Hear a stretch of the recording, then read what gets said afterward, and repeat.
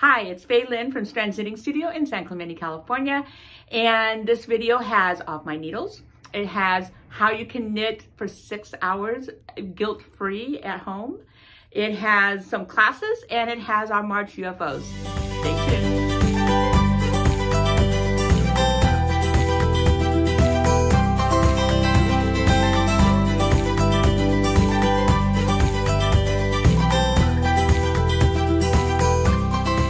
Okay, so starting with off my needles. So I did this hat, I don't know, probably a month ago now, at least a month ago. Beautiful. And the skein that I used, the Noro skein is a huge skein. There's like 350 yards on it. And there's two colors. So I've got two skeins with 350 yards on it. So needless to say, a hat does not take 900 yards. So you have a lot of yarn left over. So I decided to make, this is one of my favorite cowls. It's called the Copenhagen Cowl. And it's got a little of everything. So you've got a rib, then you have some color. This is a slip stitch pattern. So you're not only carrying one yarn at a time and some striping. And then you have some lace. So it's a really, really nice, it's a really fun cowl to do because there's, you know, you're changing what you're doing. So you're not stuck doing the same thing the whole time. Of course, you can use any yarn with this. The Dream, which we should be getting our new Dream in the next week or two, our new order. Dream is perfect for this cowl, but any two colors of anything is good for this cowl. And so that's off my needles finally. And it's very warm and it's very soft. Now I blocked this, I wet blocked this because it's got lace on it, but I wet blocked it mostly because when I'm working with wools that tend to be a little scratchy, I put a little tiny bit of hair conditioner in the water. Now it's animal hair, right? It's all animal hair, human hair, it's hair. And so the conditioner actually makes a difference in the softness of the fiber. So it actually does soften it up quite a lot, actually. And I've even had one person do it on an acrylic blanket, an old acrylic blanket that she wanted to finish up. She finished it. She said, I said, I have no idea if it's going to help or not to put some hair conditioner in the water. So she just did it just to see. Oh my gosh, it made a huge difference, you know, because old acrylic can be sort of crunchy and it softened it right out. It was really amazing. So it doesn't hurt anything. It's not very much. And you just, you know, get it in the water and make sure that it's all, you know, not clumped up in the water and dissolved in the water, and just soak it in there. And you don't have to really do any extra rinsing out or anything, but it does make a difference. So Copenhagen cowl and hat. Now I still have enough left over probably to do a pair of mitts, fingerless mitts. And so at some point I'll probably do that too. And you'd have a 3-part outfit thing going on. It's not too late to get into the bunny class. All you need to do is knit a square. And this square, I'm thinking this square is a little bigger than the 6 inches. This one's probably like the 4 or 5 inch, the 4 or 5 inch one. This one I think is maybe more like a 7-inch square. And you want it to be a little bit tighter than normal fabric. So go down like a needle size from what you would normally knit that whatever yarn you choose on. Go down a needle size. That way the stuffing doesn't show through. Like here, the stuffing doesn't show through at all. If you'd like to join us, call us, sign up and save your seat and knit a square. That's as simple as it gets. And the next class we have is beginning crochet, which is the 20th, Sunday the 20th from 10 to 12. And, you know, crochet is just taking over the world. Like I said last week, it's everywhere you look. In any clothing store, look for crochet, it's there. And in home goods, it's like all over the place. So we're gonna do a beginning crochet class. So if you ever wanted to get around to learning to crochet, now's the time. As knitters, it stays in the back of our head, oh, I should learn how to crochet.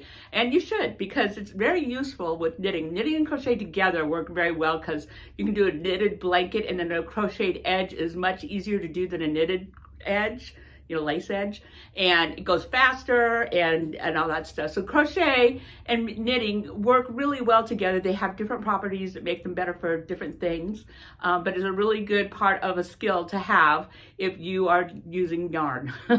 If you're a knitter and you hold your yarn in the right hand, I do have a way, if the left-handed thing doesn't end up like it's too much of a struggle, There's what I call a knitter's crochet, where you can actually wrap it with your right hand and still crochet. So so it makes it a little bit easier. And then at least you've sort of crocheted. And then if you decide you like crochet a lot, I would learn to do with the yarn in my left hand, because it's probably a lot more efficient than the right one. But the right one works really well, and you get just the same fabric and not quite the struggle as far as knitters are concerned. So 20th is the beginning class. And then 2 weeks later, we're gonna make this bag, which is just a granny square, which is about the basics of all basic knitting stuff, or crochet stuff, is the granny square. And you only need 2 stitches to do it. And it goes really fast. It's a rectangle, you're making a rectangle. And then we're lining it before we do anything else. As it's a rectangle, I have a liner in here, so you know, it's got holes. It's got holes, you gotta put a lining in.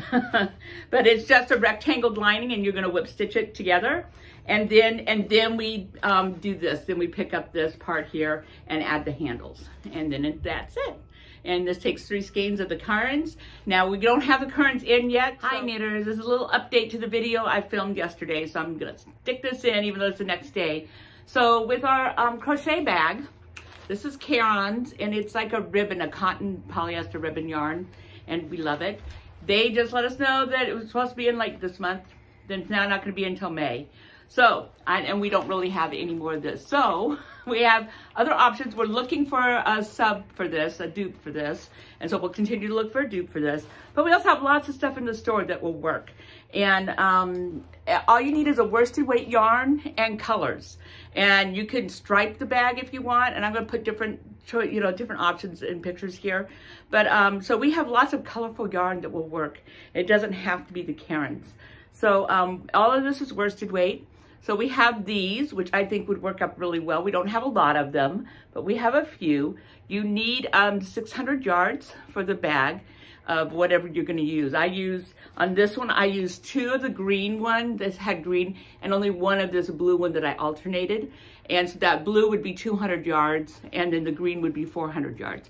So if you wanted to do 2 colors, you can have 1 that's 200 yards and 2 of them, or something that equals that amount. So like this is 100, this would work because it actually was 197 yards. This is basically 197 yards. So these would work, and you could, just do 1 color, or you could combine a solid, because we also have really great solids. What solid would go with this? Purpley, and maybe, oh well, a white would go with it for sure. So you could do a solid. This is also a cotton, and it's about 200 yards. So you would need 1 of these and 2 of those. So we have those. We have a limited supply of tile, which is a cotton Noro. And again, this has been discontinued. Getting yarn is, we're working at it. So this is the tile. These are the 2 colors I have, and these are 200 yards a piece. 200. So you'll need 3 of these. And, so I have several bags worth of that. We, of course, have carry-on. We have lots of colors of carry-on. And these are only 100, so you're going to need 4 of these, or 6 of these, 2 for 6 of these, because they're only about 100 yards per skein. They're tiny little skeins. Then we also have the Noro that we're using for the sweater. So this would work really well. And, we'll have several colors of this. You could get adventurous and, if you wanted to. But this stripes like the sweater does, and I'll put that picture up so you can sort of see. So it's a long, not in your face kind of striping, but the color does move. It doesn't just stay 1 color. It's not variegated where the color runs are short. It's a striping, so it would look really, really good. And I have like 4 colors of this. And then I have this cotton that we got. So this is a cotton silk that's worsted, and we have, I think, 10 colors. And you could just do 1 color. You can stripe 2 colors. We've got bright colors, pastel colors, white, and so you could do like a blue and white bag. That would be pretty. And then you could do totally a pastel kind of situation. Or you could do a totally bright, fun, summery situation. So anyways, there's lots of options for the bag. So, so the bag is going to stay on because it's just too good of a project to do.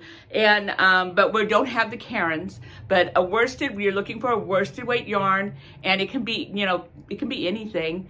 And whether the color is actually moving within the yarn itself or you stripe it. Now, striping with crochet is easy. Weaving in is really easy with crochet. So don't let the striping and all that stuff, I have my glasses on. Don't let the striping and all that stuff scare you, because it's really, you know, you just start a new yarn at the next round. So it's really a simple thing. And really it is. So anyways, update on the Karens and the bag and the crochet bag, but all the dates are the same. Everything else is the same.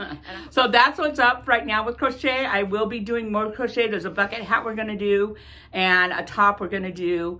And so there will be crochet throughout the summer and probably into the fall, because this is gonna last at least another year. And there we go. So that's our crochet class coming up. So those are the two classes coming up. And then the other thing I want to remind you of is marching to the finish, finishing our UFOs, unfinished objects. And I have a lot of people finishing. I have one girl who's done like 4 things already. Boom, boom, boom, because they were almost done. And I have somebody who ripped out something they were working on. They knew they didn't want to finish it. She ripped it out and has repurposed the yarn for something. So it is just from all of March till the end of March. Take a picture of it undone. Take a picture of it when you're finished. Send them to me at faylynknits@gmail.com, which is right here. And we will put you into a raffle, and we're drawing for a free private and a 25 gift certificate from the store. So just something fun, get you going, you know, get these things off your needles so that you feel like you can start other things, because they do weigh in the back of your head, even though they're like put away. They're there in the back of your head. So let's just, it's like decluttering our knitting, you know? It's like freedom of mind. So let's declutter our knitting, get everything off our needles, or that you finish it or you pull it out, get it off your needles so that you have a fresh spring. It's like spring cleaning. That's it, spring cleaning for our knitting. So we clean it up and we're ready to head on to new adventures. And so, and I think that, oh, now, you're finishing everything, and now how do you knit? Let's say you had 5 hours that you could actually sit and knit on something, work on something, but you feel guilty about just doing that. So here is what I do. I swear by it, and everything is beautiful. So you set a timer for 45 minutes, you knit for 45 minutes, then you get up and clean for 15, 20 minutes, whatever, you know, get into something, and then you can knit for 45 minutes. And then you clean for 15 or 20 minutes, or fix dinner, or whatever it is you need to be doing. And literally by the end of the day, your house is done, and you got to knit guilt-free without thinking, oh, I should be doing other things. Just have a list of the things you want to do, and you just get up every 45 minutes and go do one of them. And it's an amazing thing. It is my favorite thing, especially if I have a really good book on Audible going, and I can listen to Audible, and I can knit, and I can clean, and declutter, or whatever I need to do around my house. And by the end of the afternoon, you know, 4 or 5 o'clock in the afternoon, it's all done. It's all done. So it's a really fun way to knit and get a lot done no matter what you're doing at your house and your knitting. I mean, that's a lot of knitting time. So you will make a lot of way on your knitting project. And the other thing I'm going to say, you should always set a timer for 30 to 45 minutes and get up, even if you're not going to clean, stop knitting, get up, move around, get your hands like you know, stretch out your hands some. It's not good to knit for hours at a time without a break. Don't do it. I got tennis elbow one. Don't do it. I could not knit for almost 6 months. Holy mackerel. Don't do it. So even if you're not going to be doing it, you have a couple hours, still set a timer for 45 minutes, 30 to 45 minutes, whatever works for you, and get up and move around and stretch your hands out, and then start again. So that's it for this week, and I hope to see you in the studio real soon. Bye.